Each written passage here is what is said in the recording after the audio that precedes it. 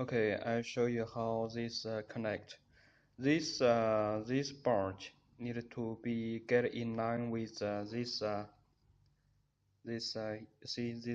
slot. So okay, we make this to get in line, and then put it in, and you will see this clip. See this clip.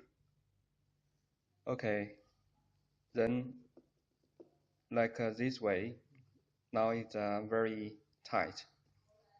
Guarantee no leaking now. Okay, how to take it off? First, you need to put this clip down.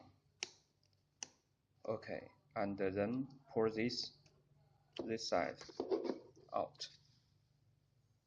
That's it.